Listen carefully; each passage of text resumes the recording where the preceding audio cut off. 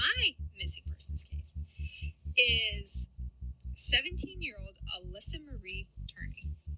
Alyssa Turney. Alyssa Turney. Alyssa Turney. On this episode, we're going to tackle a mystery out of Phoenix, Arizona, with a lot of disturbing twists and turns. 17-year-old Alyssa Turney vanished. Alyssa Turney. Alyssa Turney. Alyssa Marie Turney. Disappearance of Alyssa Turney. And today's a really exciting episode because we are talking about the case of Alyssa Turney. Okay, so today we are doing Alyssa Turney.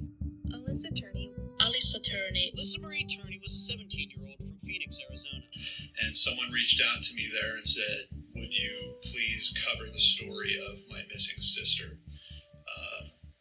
And ever since, I have essentially been in contact, I think, daily with Sarah. Her name is Sarah Turney, and her sister is Alyssa. But do the clues to Alyssa's disappearance point much closer to home? Mike was watching his own children through video camera. Alyssa had told him very graphic things, very disturbing things. Secret home movies, a warehouse packed with evidence, and a cold case that turns hot. Again, there's only two people that can confirm whether I did it. One is me, and the other is Alyssa. A family torn apart. My name is Sarah Turney, and you might have heard of my sister Alyssa's story before. Be there at the deathbed, Sarah, and I'll give you all the honest answers you want to hear. Why don't you give them to me now? Because you got them now. But I promise that you've never heard it like this. On Voices for Justice, I'm going to dive deep into Alyssa's case like never before. Dad! Dad's a pervert! I'm going to interview people you've never heard from, and I'm going to expose more about the police, my family, and myself than ever before. I'm not asking you to move forward on it. I'm asking you to acknowledge that he wasn't briefed on the case, which you're not going to do, and I understand, but he wasn't. He said that he was aware that there were no sexual allegations, which is completely crazy to me because there's over 25 people in your documents that allege this. So when he says that, I don't know what he's talking about. I've held back a lot for a long time, and I'm ready to release it on my own terms. The police told me that my best chance is media exposure, and I've been working for years to amplify my voice through others. But now, I'm ready to make some noise. Subscribe to Voices for Justice today on iTunes and most podcast players. Allegations, as you say, were people saying that Alyssa said something had happened. He tried something, but there weren't any specific acts. Alyssa had told him very graphic things, very disturbing things. So that may have been what Sergeant Corus was referring to. There were no specific acts that anybody was aware of. Okay, whatever you'd like to say. I'm not going to go round and round. It's all email is public record, and I'm happy with that.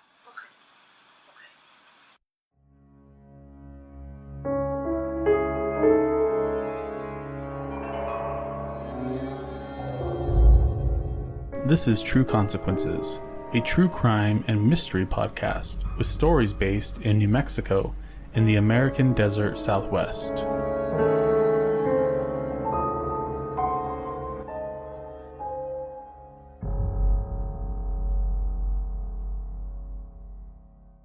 The following episode discusses themes which may be difficult for some listeners. It deals with issues of domestic violence, child abuse, neglect, and child murder. Listener discretion is advised. If you or someone you know is a victim of domestic violence, please call the National Domestic Violence Hotline at 1-800-799-7233. To report child abuse or suspected child abuse, please call 1-855-333-SAFE or dial pound SAFE from a mobile device. New Mexico has never done a great job of protecting children from child abuse. This is an issue we as a community cannot seem to figure out.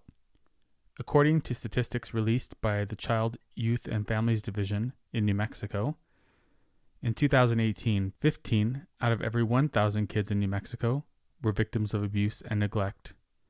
In 2017, that number was 25 out of 1,000.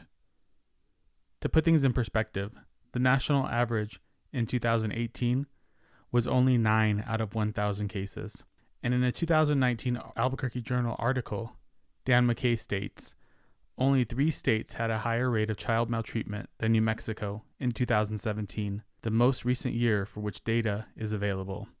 I have said over and over again on this show that the problem of child abuse and child murder in New Mexico is not new.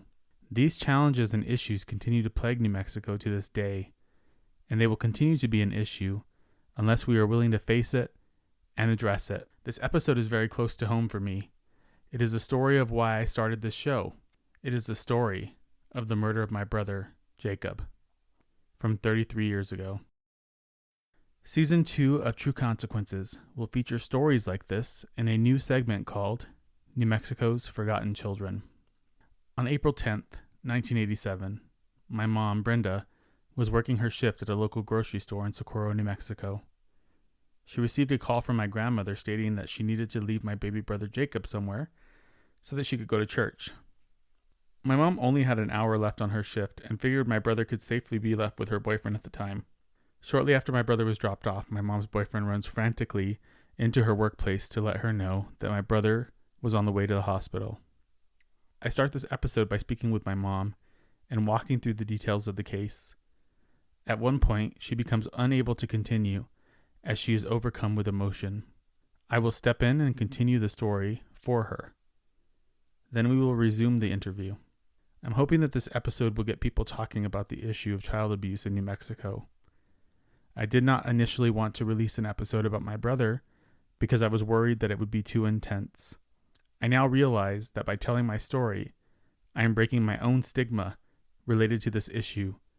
And if this story can help just one child in New Mexico or anywhere else, then it was all worth it.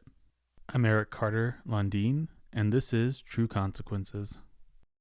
Why don't we start with you telling me about Jacob? What you remember about him? I just remember he was funny and he liked to laugh and he liked to pull drawers and make all the silverware fly out. And he was just a silly boy. He was really smart. Like, for being a baby. Yeah. He was so smart. It was, like, ridiculous how smart he was. I remember, like, he used to take the swing, and whenever it would swing forward, he would grab the front legs of the baby swing and, like, throw the whole thing backwards and just lay there and laugh. Try to flip it over. And he'd be like, his little laugh. Yeah, his laugh was amazing. It brought me joy just to hear it. He was so happy. He was a happy little baby. Well, big baby. Yeah, he was big. He was big. He was 10 pounds. Like, huge for me. I remember right before you got pregnant, and I told you, Mom, I'm going to have a brother. Yeah. And you didn't believe me. Mm-mm. I thought it was going to be a girl. And it was a boy. Sure enough. You're right. I love that little kid. Yeah. He was really lovable. I just remember I wanted him so bad. I wanted a brother so bad. Like, I was so desperate. Yeah, he would dance to the music and hit the stereo with his hand and the walker, and he would be moving his butt. I remember that. Oh, we'd go to McDonald's, and I wouldn't ask him what he wanted. He would scream. Even though he couldn't talk, he would scream at me because I didn't get his order. It was hilarious. And do you remember how old he was when you and Dad split up? He was probably 6 months, maybe. I think about 6 months. Yeah. And we moved from Texas back home to Socorro. Yeah. So we could be with family because things weren't working out for us in Texas. Yeah. So, yeah. I just remember, I don't know if this is like a real memory or not, but I remember even before Jacob, and this isn't really probably the episode to be slamming my dad, but I remember how difficult it was for you because it would just be you and me a lot. Yeah, it was hard because he was never around, really. He would go with his friends before we woke up and come back after we were asleep. So we really wouldn't see him or anything. He really didn't, think, have a family, I need to feed. He just thought about himself, basically. Well, I remember there were times where you were worried about feeding me and taking care of me. Yeah, it was hard. There was a little old lady that lived in the apartment village. I don't know if you remember, but we would take a walk every day and we would pray, for God to help us, to feed us. And we'd take a walk around the apartment complex. By the time we got back, there was food on the doorstep every time. She would bless us. God would bless her. Use her to bless us. Yeah. We got everything. Everything you wanted was in the bag. Stupid Chef Boyardee. All the way down to the beefaronis. Kool-Aid. Everything we needed was in that bag. And God put her there. She was our angel. She really helped us a lot. I don't know if she heard our prayer or... I don't know. She just came out of nowhere. But I know it was that one lady that put food on our door almost every day. It's really, I can't imagine how difficult it was for you as a mom, and then just knowing that your husband was out doing whatever, It didn't matter. The only thing that mattered is that you had food and you were okay, and we had a place to go. Nothing else mattered.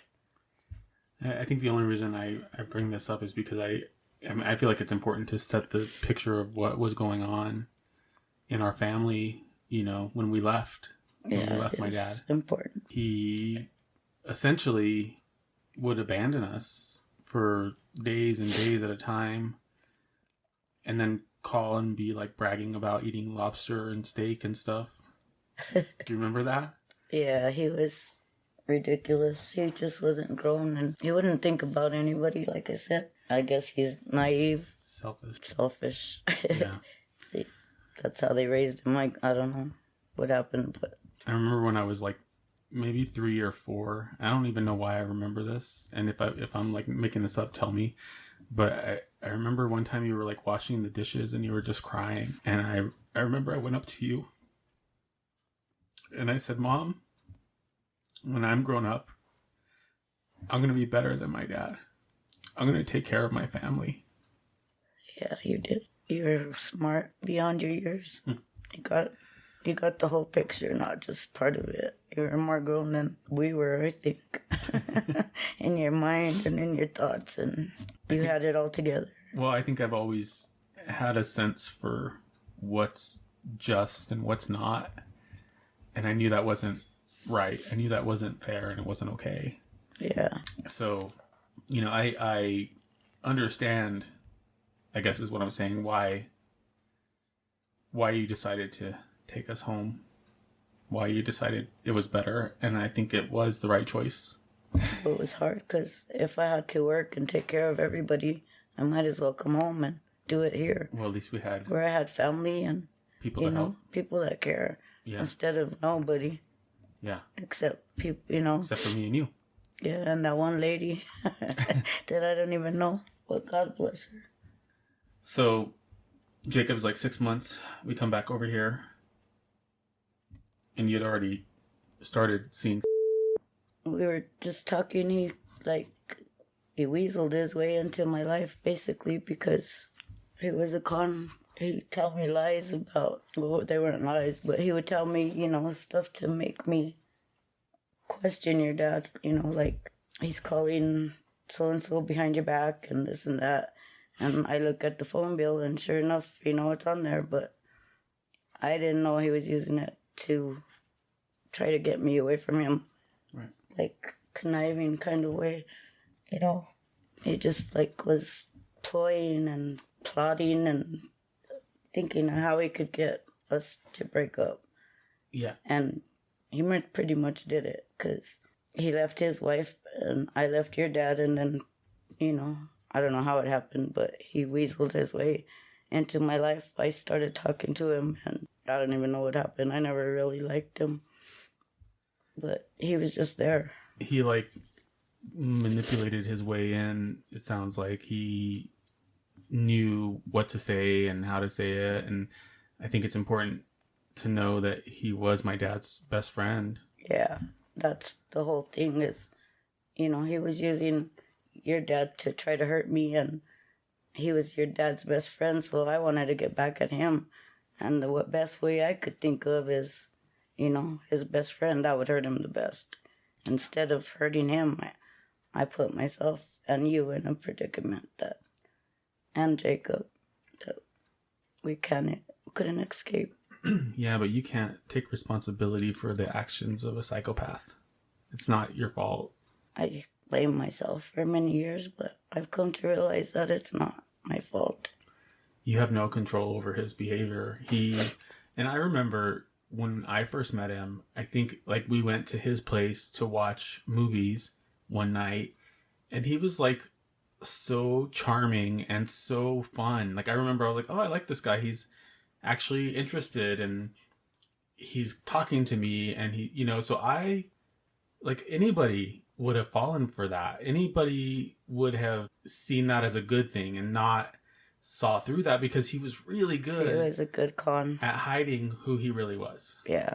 He was, I don't know how many years he's done it, but he was a pro at making himself look good and making people feel comfortable around him. And I think we had to learn some of those skills later as well. It's true. So you're dating him? Kinda. Okay. He's in my life. He's in your life. Okay. No matter what happened, I don't know. He weaseled his way into my life. Yeah. Even though I didn't like him. And he conned me into, I don't know. I guess I kind of liked him and kind of believed him after a while. Yeah.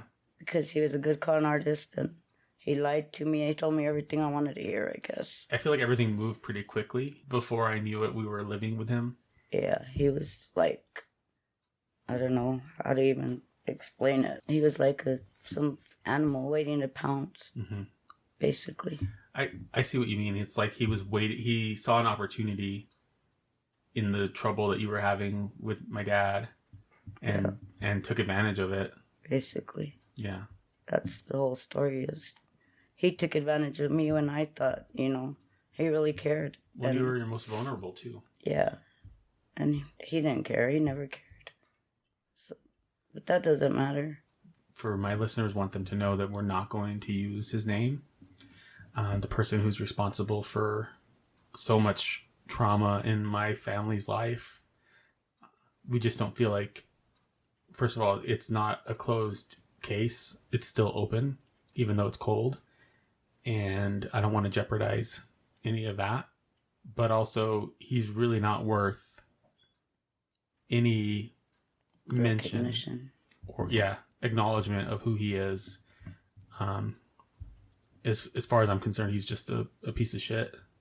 Child killer. Yeah. So I think again, if you need to take a break, we're going into some heavy stuff here. It's okay. In a second. I could do it. So shortly after, things started happening to Jacob. It was like weird stuff would happen. Like there was sunflower seed shells in his bed, in his crib. He was getting hurt all of a sudden for unexplainable reasons. And basically what he told me was lies. He would tell me that my son, you, kicked Jacob in the head when he was walking by, that he happened to see it and this and that, but that wasn't true. He was actually, I believe, he was hitting him every time he got a chance. Every time we turned our back, he was hurting my child, your brother. I remember being blamed. I remember being very confused. And, I think you know me better than most people, and I, especially at that age, really wanted to make everybody around me happy. And so I think I said what people wanted me to say or what was being said to agree with him because I didn't want to cause problems. But he made you say that because he said for you not to lie and stuff like that. So I think he coerced you to say stuff that wasn't really happening to cover his own butt. Yeah. And at this point for me, there was no abuse towards me yet from him. Like that, he was still hiding it. Yeah, he was still relatively like nice to me and would hang out and nothing. I don't remember him hitting me or any of that at this time. He wouldn't touch you because he knew you would tell me. And I was about 5. Yeah. I think. You're almost 6. So it was kindergarten time. I remember that because I remember I loved my kindergarten teacher. She was so cool. And then I had to go to California and get a new teacher. Yeah, it's not. I felt that I needed to remove you because even if something would happen, I didn't want you to be blamed. And I knew that he would use you and blame you no matter what, regardless. And you told him that it was because you wanted to keep Jacob safe from me, just so that, because that's what he wanted to hear. Exactly. So you called my dad? Yeah. I called your dad and I said, this and this is happening and I don't know what's going on, but I want Eric removed from this situation because I couldn't understand what was happening. And I knew you weren't doing anything to your brother because you loved him. You loved that little boy. And I kept hearing, he dropped him, he picked him up out the crib, he dropped him. I walked by, he kicked him, everything was like, Eric did this, Eric did that. And Eric's so jealous and, it wasn't true. And so I had to make sure that no matter what happened, you were protected. Your teacher, you needed to get away from that situation. And that's all I knew at that time. Yeah. But you also had some suspicions, I think. I did. And my mom and dad did. They told me, he has a bump on his head one day. And I rushed him to the ER. They had to drain his head. The doctor never told me, somebody's beating him, nothing. They just took care of him and sent him home and didn't really explain nothing to me. And I was lost and confused and I didn't know what to do or who to turn to. Well, and it was like 1985 or 86. 86. He was born in 86, July. So, I don't know what the reporting laws were like back then for... It wasn't nothing like it is now because they didn't have the forensics or whatever. Right. Or even if they did, they laughed at you, They wouldn't help you. They just make a joke out of it. Yeah. I do want to talk about the time that Grandma tried to put him on her shoulders. Do you remember that? Yeah. She just didn't put him on her shoulders. She just lifted him above her. Above her head. Like you do babies. Yeah. Pick him up. He didn't want no part of that at all. He was terrified that, and I went and when I got home, I asked him, why is Jacob so scared? Are you playing rough with him or what's going on? And he's acting like, what do you mean? I don't know what you're talking about. And so I put him up a little bit and he started screaming and holding on to me and just freaking out.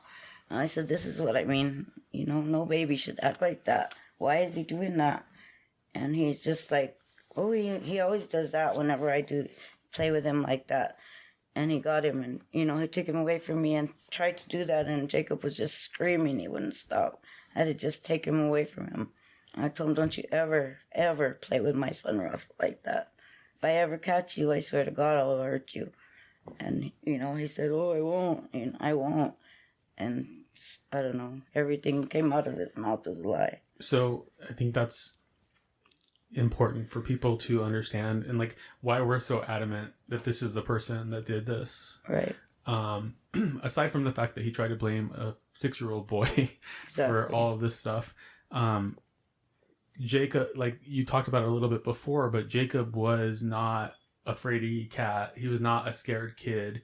He was crazy. He liked it. He enjoyed, like, crazy stuff. Yeah, being thrown around and stuff like that before this idiot came into the picture. Like, I even talked about how I used to pick up the whole swing with him. You said he pulled the silverware drawer open and I remember all the knives and forks and everything. It makes so much noise.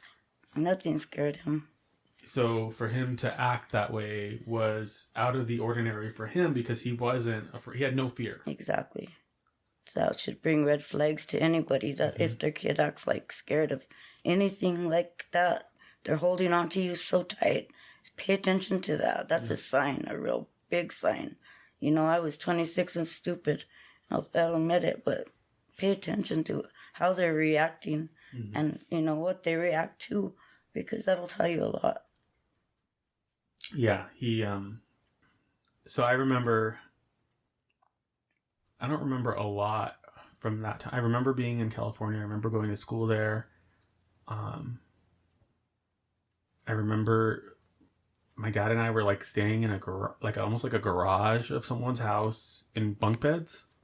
I don't even know. I think you were with Nikki and somebody, and Nina would take you to school. She was in a wheelchair. Yeah, I used to sit in the front of her wheelchair, and she would... So I knew you were okay, so I was okay with you being there for a little bit. But I wasn't going to leave you there forever. I just wanted to see what would happen and, you know, get you out of that blaming game that he was playing. Because I didn't believe none of that. When the weird stuff didn't stop after I left weird stuff got worse. Yeah. You know, Jacob, when I would try to put him down, he would just hold on to me so tight he didn't want to let go. And, you know, that's something that people need to hear. If you take your child somewhere and they don't want to let go, there's a reason. You know, that's the first sign. Yeah. I didn't get it. I thought he didn't want to let me go because I'm mom. That wasn't it. He was terrified. He was scared. He was holding on. He wouldn't want to let me go. And I didn't understand why at all. It was just a nightmare, you know. Yeah. And I didn't know what was happening. I had a job at Supermart, and you were gone. And everything, you know, he had an operation on his head before you left, and I wanted to make sure you weren't blamed, no matter what happened. And so I was at work, and my mom called me about an hour before I was going to get out. And she said, I want to go to church. What do I do with the baby? Where do I take him? And I didn't know what to do. There's no cell phones. There's no whatever. All my family worked.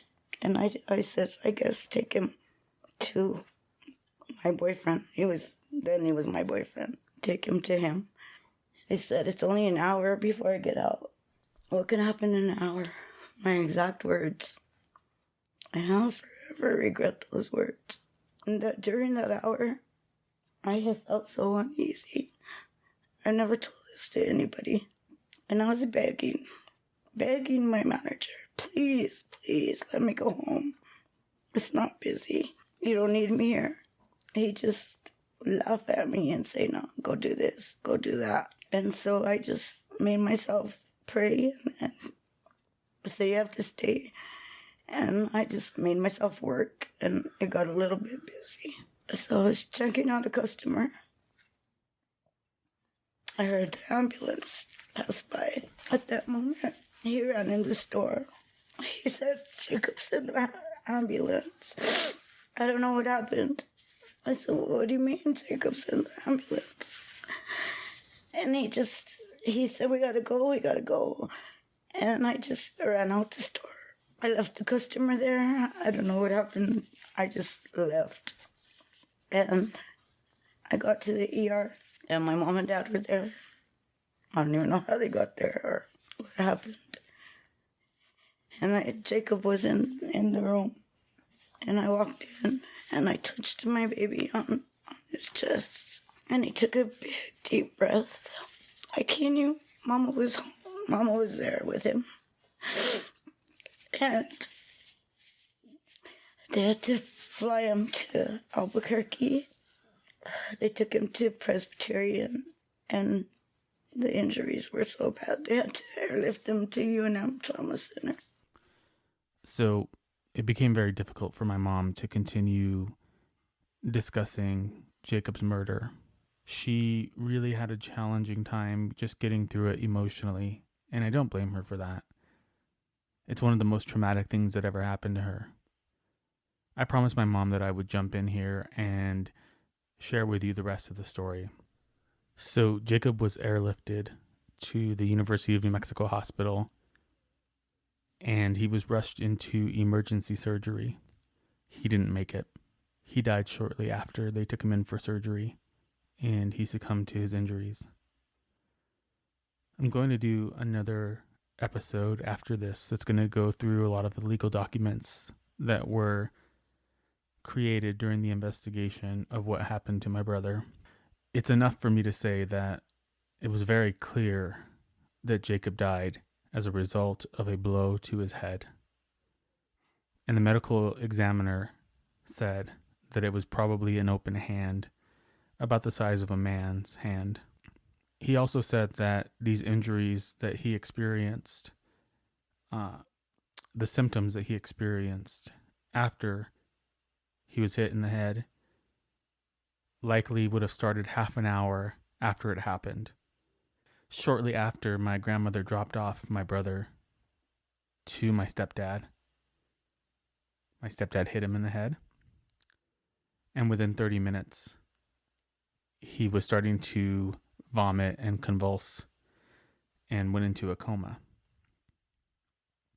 The reason I say this is because it was literally within minutes of being dropped off that he shows up at my mom's work, and my mom hears the ambulance going by. So from my perspective, as a 6-year-old, I was asleep in my bed in California. My dad woke me up to tell me that there had been a terrible accident and that my brother was being rushed to the hospital. I didn't really understand what happened, but my dad told me that I needed to get my stuff together so that we could go back to New Mexico. I believe it was that same morning we jumped on a flight and went back to Albuquerque. I remember that there was a state police officer along with my mom and my grandmother waiting for us at the airport. As soon as we got there, my mom told me what had happened. Jacob passed away overnight. My sweet little brother was gone. And I'll never forget that day. I'll never forget that feeling. So what happened next was a little bit challenging for me to understand because I was so young. But my mom ended up staying with her boyfriend at the time, and things just got worse from there. So we'll go back to the conversation I had with my mom to talk about this, so you can hear exactly what happened after Jacob died. I'm just, I can't even imagine what kind of monster it takes to hurt somebody, a little baby. Can't even talk. You can't even hurt anybody. And not only that, and maybe we're biased, but he was so sweet and so funny and happy and cute. He was such a good kid. He was. Even though he was a little bit crazy. There's no reason to beat him to death just because he's a baby. Yeah. There's no excuse for that. That's just like an animal. What kind of animal would hurt a child like that? I don't understand still to this day. I don't think I ever will understand. I don't think we ever will, because I don't think that we have the capability to be that evil inside of us. I think you would, to understand that. I know I don't, because I wanted to hurt him as bad as he hurt me, and I couldn't. Yeah. Because I'm not that person. I'll never get it. How can you hurt somebody that can't even fight back? Can't even say, help me? Just doesn't make sense. That you have so much hatred in your heart that you would just dispose of a baby like trash. It's freaking sad. I almost feel like everything he said about me and what he thought. I feel like all of that was basically him. Like, he was jealous of Jacob. That's exactly right. Everything he said he was doing, he would blame me for going out on him. He was chasing after 13-year-old kids, stalking kids that I knew. You know, everything that he accused me of, he was doing. Everything he accused you of, he was doing.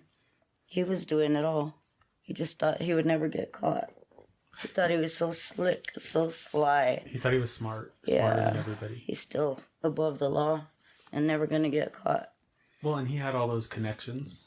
Oh, yeah. He's friends with the cops, working for the county, access to all the files. They don't know how they disappeared. I'm not really comfortable asking you these questions because I know... whatever you want to know, I'm willing to answer it. I know. I just don't want you to feel like I don't blame you for anything that you did. I know.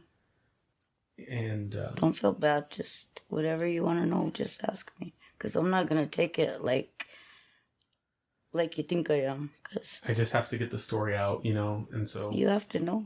That's why I'm willing to talk to you. So, you know, it's... You've told me this already. I just need you to say it for this purpose. But, like, why did you stay with him after that? The only thing that I cared about is finding out what happened to my son. I didn't care about anything else. I just wanted to know the truth. I wanted to know what happened to Jacob. And I stayed with him because, like I said, I wanted to hurt him. Like the way he hurt me. And my mind wasn't right. And I wasn't thinking right. And if I would have ever known he was like that, I would have never, ever, ever been around him. But I didn't know he hid it so good. Yeah. He told me everything I wanted to hear. He was so charming and such a con artist that I really thought he loved me. He didn't love me. He just wanted to use me and, you know, keep that over my head for 3 years. He abused me. He put a knife to my throat. He said the only way I was going to get away from him would be in a body bag. When you have a dagger to your throat, you know, they say, are you leaving after they beat you and put a dagger to your throat and say that to you? Of course you're going to say no.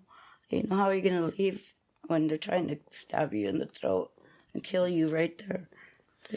It's scary. Well, I remember, and maybe I'm wrong, but I feel like after Jacob died, there was a good 2 or 3 years where it was relatively calm. He was just, like, he hid out. He wouldn't even come around me for a week after Jacob died.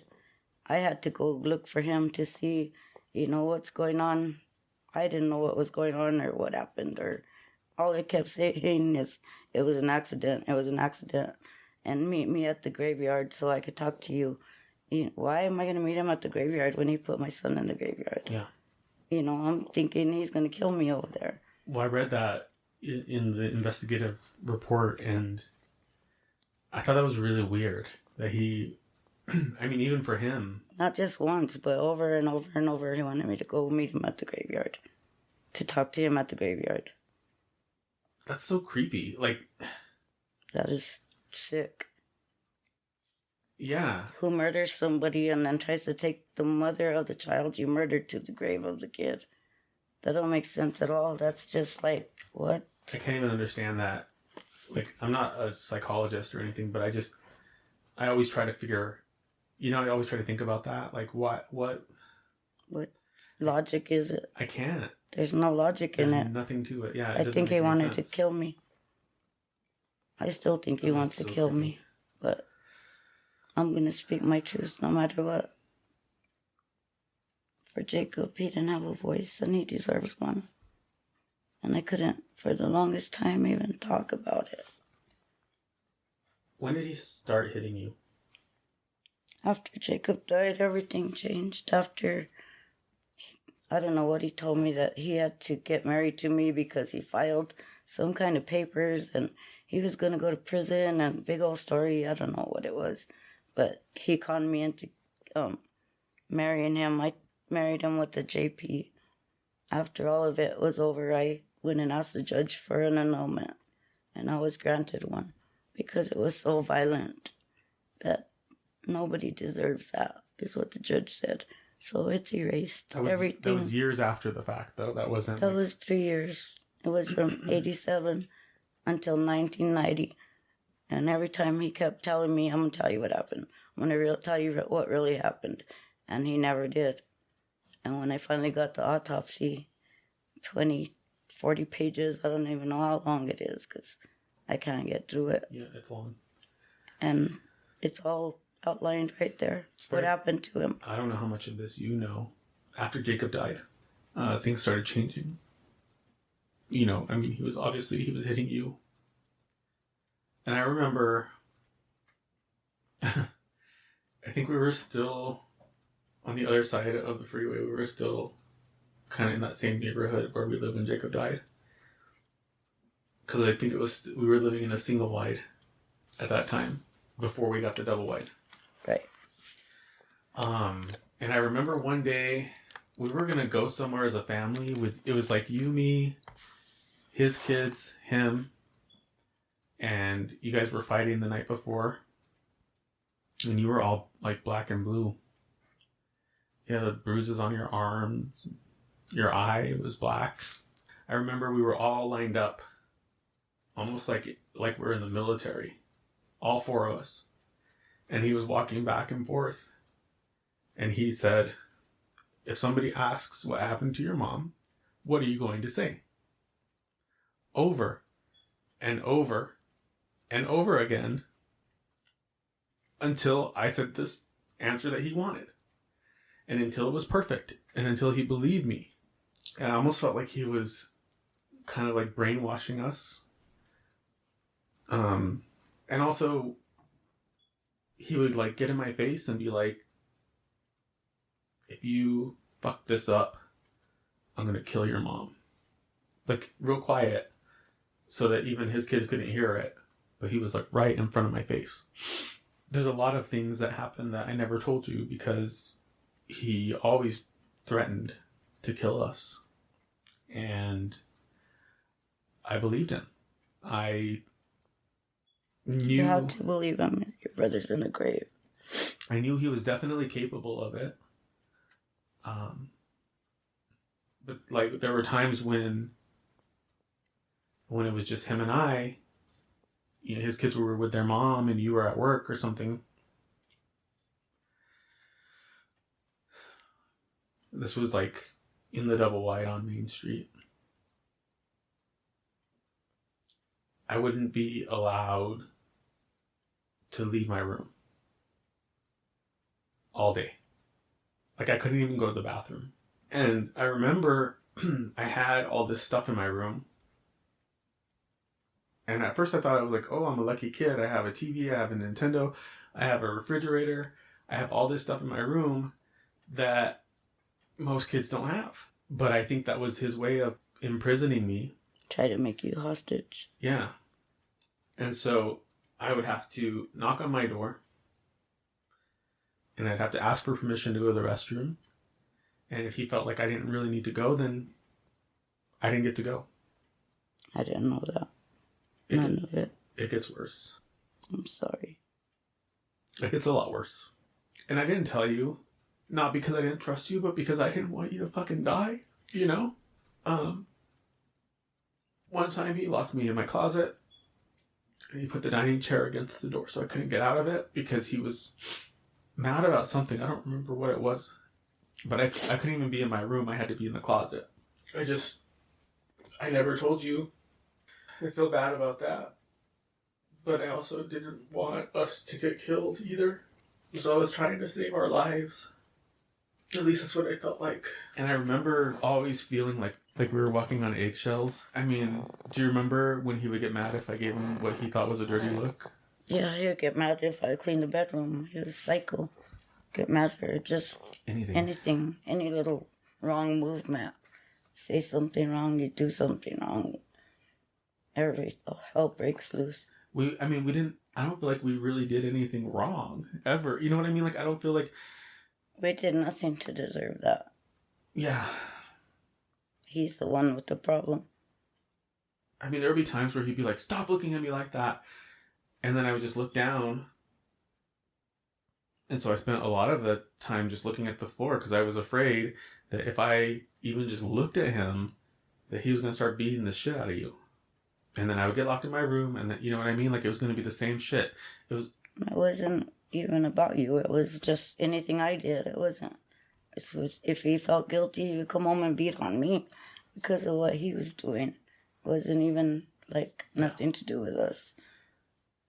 I think the point, though, is that, like, we never knew what was going to send him over the edge. Yeah. It literally could be anything. Or nothing. Sometimes. It's true. It's hard to react to a psychopath. It's hard to be prepared because you never know.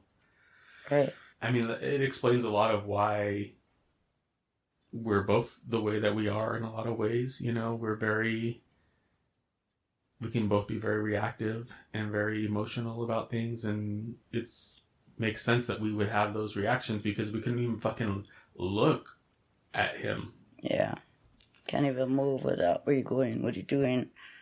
Or like even just like the way I ate. Anything.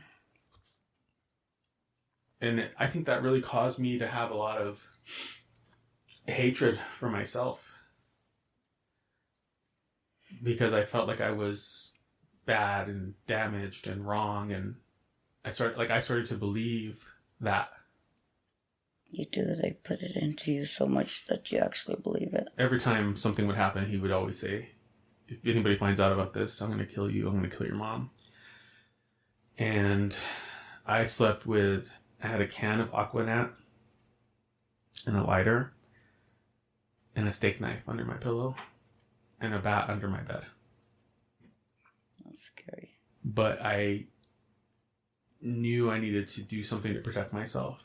And I don't know if you remember this one time. It was like the middle of the afternoon. And he had locked me and his kids in our room. And he was beating the shit out of you for a long time. And then you stopped screaming. Yeah, I remember. And I broke out of my room through the window. I busted the screen window out. And I started throwing rocks at your room window. You saved my life. He was choking me with the wire hanger because I kept telling him I was going to leave. And I was going to leave. And he choked me till I almost passed out. And when you jumped out the window, got him off of me. And that's the only thing that saved my life that day.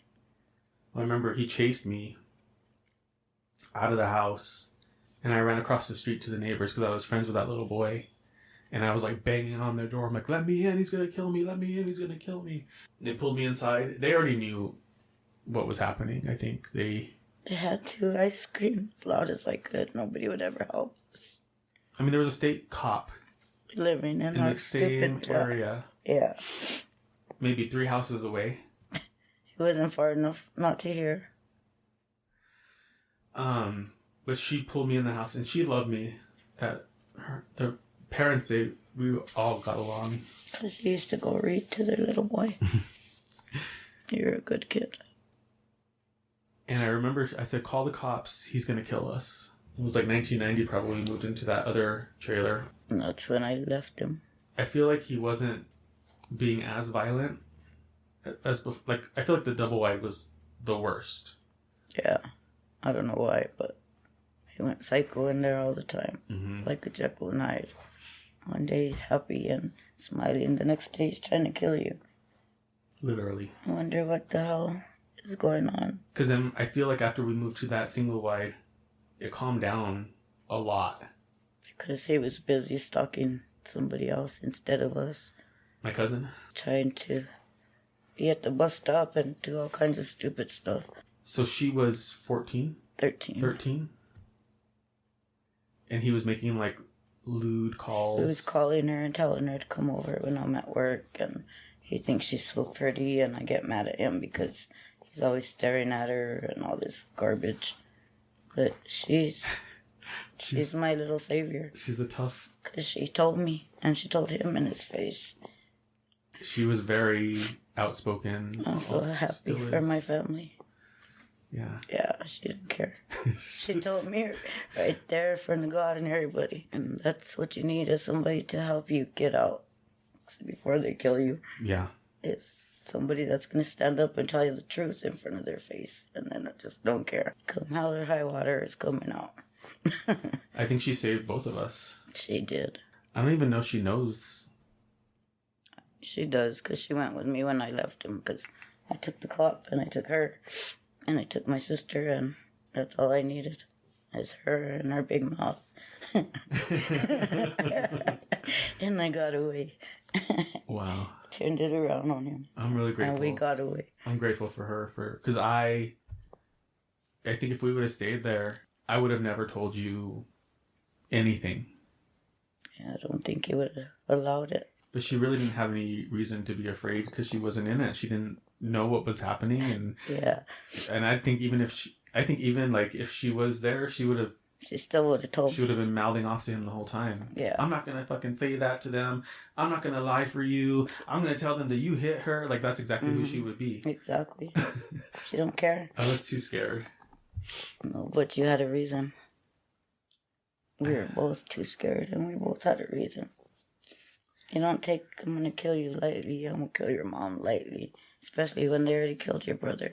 Yeah. So I get asked this question all the time. And honestly, I don't know how to answer it. But I think it's a question we both probably ask ourselves all the time, which is, how is he still free? Who knows? That's just it. Like, why did they never press charges or do anything? Question somebody and just let them go after they admit what they did? That's ridiculous. I don't understand it still. I was shocked when I was reading the investigation report, and at the end where it says certain officer told the investigator that a lie detector test would not be necessary inasmuch as they obtained a confession. But why did they still do it? They still did a lie detector test that he failed. It mentions the confession twice. So how come they didn't do nothing to him? Why they cover it up? Yeah. When it's right there in black and white. Like, I don't understand hematoma and subdural hematoma, but I know that's not something good. All those injuries he sustained. Yeah, you know. I don't understand doctor terms, but it's blood. He basically was bleeding inside of his He was skull. killed. He hit him.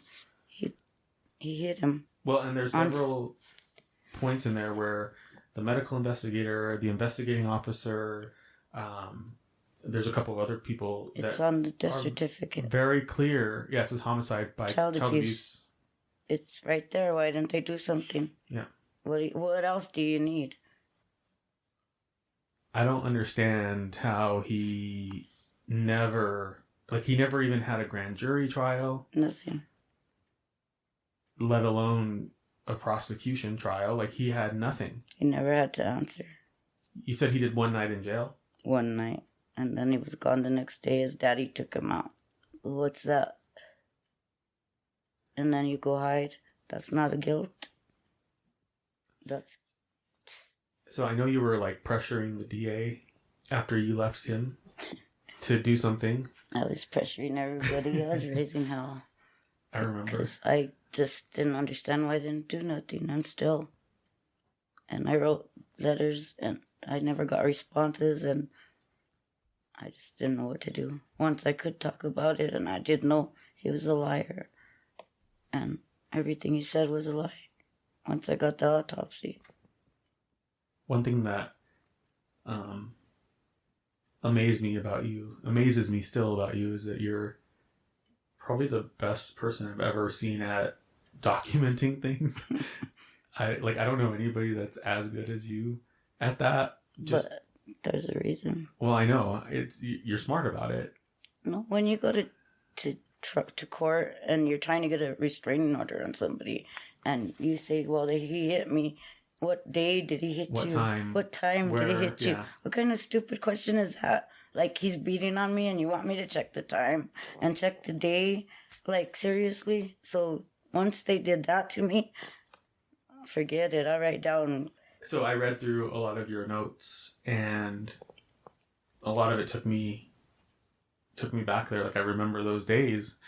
I remember him, like, being right by my window saying shit to me through the window, like, I'm gonna fucking kill you and all this shit, when I was like 11 or 12. Still trying to stalk us. And I used to be so afraid. Like, I would sleep under my bed. Remember the orange bunk bed I had? Like the Ninja Turtles blanket? I remember that. I had like the Ninja Turtles blanket, pillowcase, and the trash can. Yeah. And the curtains.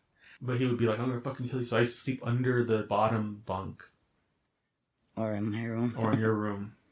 And I don't know if you remember, but my personality, like, who I am now, I was not like that when you left him. You're really scared and scared to talk and a lot. You've changed a lot. You became Eric instead of who somebody's trying to make you be or make you confess to or whatever he's trying to do.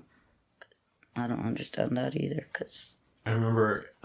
you don't do that. I remember Auntie used to get mad at me because I would apologize, like, all the time for nothing. I would just... Like, I literally would just walk around saying, I'm sorry. I'm sorry. I'm sorry. I think it made you feel like everything you did was wrong. Like, everything. Even breathing, I guess. Mm-hmm. Breathing, eating, having my eyes open. It's just existing. So I remember I used to get in trouble because people would yell at me for saying sorry, and then I would say sorry because I was saying sorry too much. And, like, You're traumatized. I was a scared little boy, You're traumatized. Yeah. There's no other way to say it. I never made eye contact with anybody. Like, I remember when you started dating Dad, and he used to yell at me because I wouldn't make eye contact. I wouldn't want to shake anybody's hand.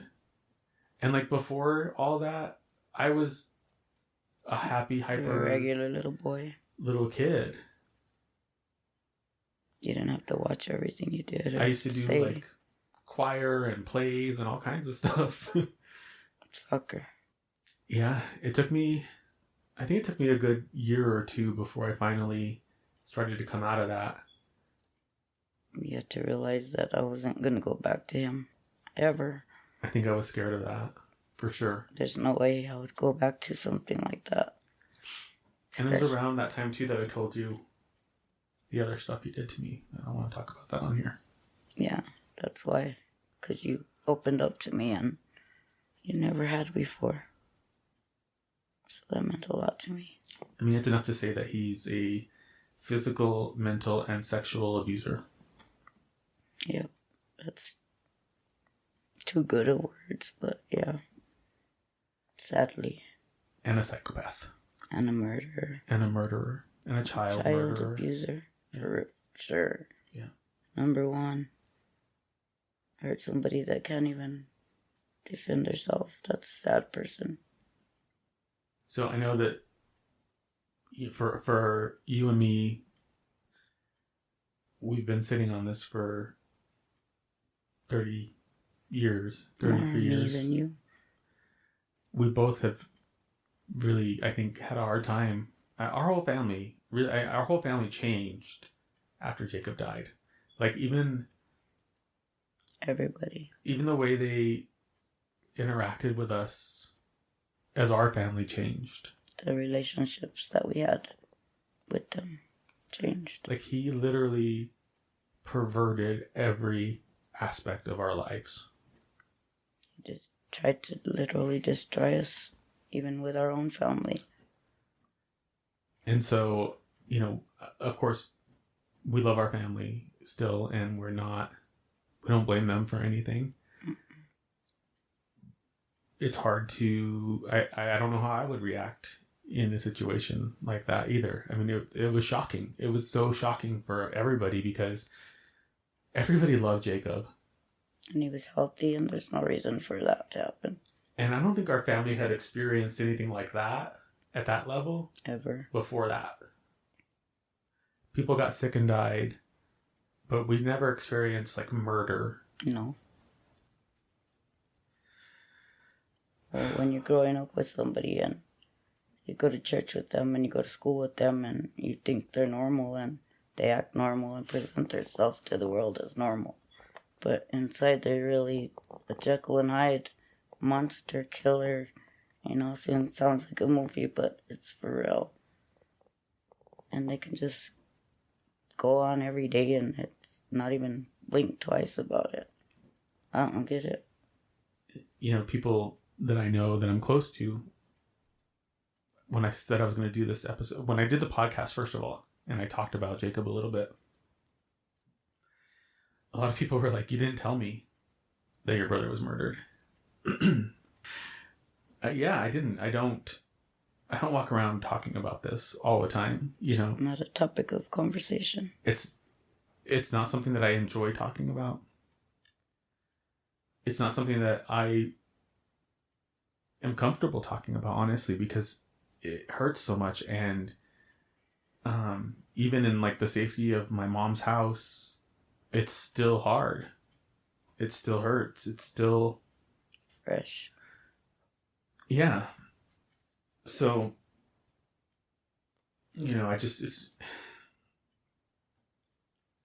get so mad when I get accused of using Jacob's death to make money or to get famous or whatever. Like, I don't want any of that. I don't even care about that.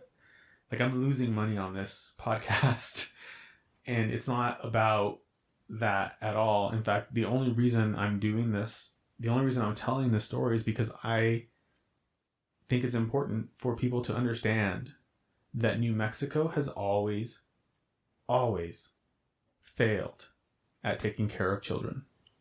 Yep.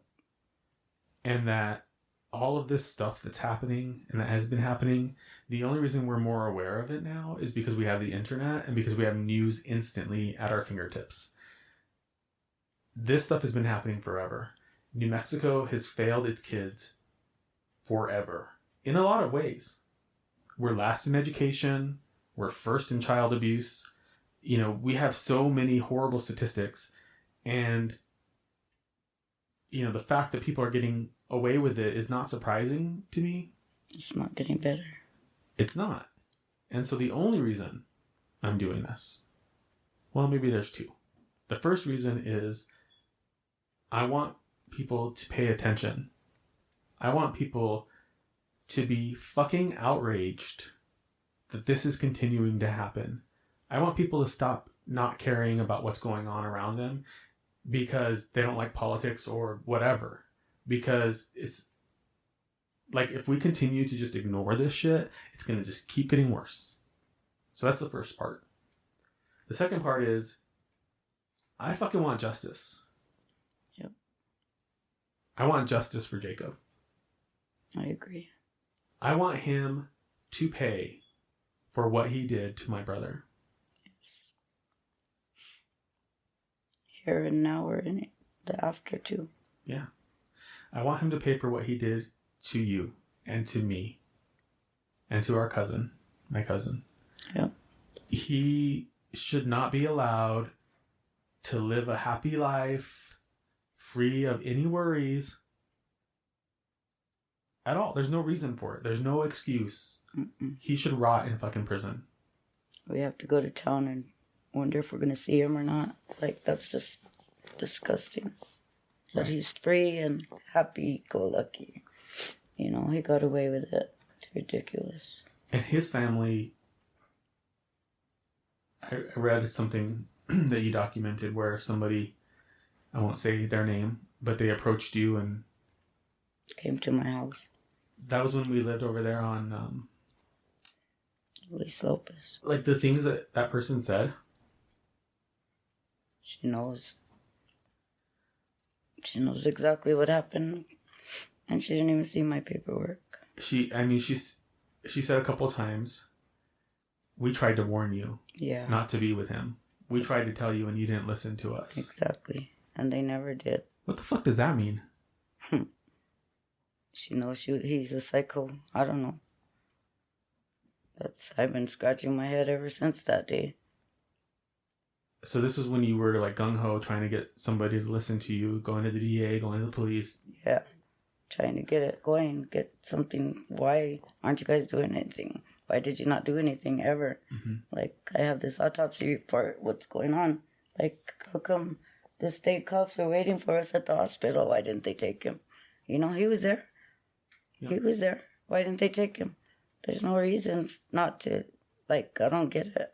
Did they pay him off or what? Well, the DA was, well, before that. So the DA, I remember I actually read in here in your documentation, which I'm like super grateful that you did all of that because it really tells the whole story. But how he said that you changed your story and that's why he didn't prosecute. That's why he didn't press charges. And when I look back at what your story was, it wasn't a story. They asked you if you felt like he was capable of hurting Jacob. And you said, I don't think so. Exactly. So that's not your story. No. That's you answering a question, right? Right. And I didn't think he was, or why would I leave my kid with him? Nobody thought he was. And we thought he was this great person. Like, there's no way I would send my son to somebody that was like that if I knew. Mm-hmm. And I didn't change my story ever. I guess the problem for me and the thing that bothers me the most is that just the blatant corruption and the blatant like lack of any kind of human understanding, empathy, willingness to just fucking listen. You know, like we get maybe 2 feet forward, start talking to a cold case investigator with state police, and then it just falls off the face of the earth. Nothing happens. Who does that? Who gets away with murder? Basically. I made a Freedom of Information Act request for everything related to this case from the state police. Good. And I'm going to do another one with the county and another one with the city. Because I feel like there's probably a lot more to this than we even know. I wouldn't be surprised. I'm surprised they never did anything, and I don't understand why. Still, to this day. So, I think we're at a good, stopping place almost, but I do want to just get your last thoughts about what do you want to happen? I just think if the story touches even one life, if it helps even one person not to have to go through what we did, it would be worth telling. I want Jacob to have justice because it's not right that he couldn't talk. And, I couldn't talk. And it took 33 years for me to let the story out. And, I'm so proud of you. What you've done and what you're doing. And I believe in you. And I want to thank you for giving Jacob a voice. And all the other kids. It's too late for mine. But it's not too late for somebody else's. If you see the signs, if your baby's scared, if they're holding on to you, they don't want to let go, something's wrong. Pay attention to those signs. Don't leave your babies with your boyfriends. They might be good con artists and, I'll watch him. Don't do it. Go with your gut. I felt it and I couldn't do nothing about it because I was stuck at work. But I knew something was wrong. And look what happened. And I didn't pay attention to the signs because I didn't believe it. Because I've known him. I went to church with him. I went to school with him. I thought I knew this person, and I didn't at all. And I just want, if it saves one child, if it helps one mother, if it helps one son, and not to go through this, that's what I want. Thank you, Mom. Thank you. Thank you. I know this was not easy. Anything worthwhile isn't. Thanks again for listening to True Consequences. Follow us on social media. On Instagram and Facebook at True Consequences Pod. And on Twitter at True Cons Pod. True Consequences is hosted, written, and produced by me, your host, Eric Carter Landin. Thanks for listening, and stay safe, New Mexico.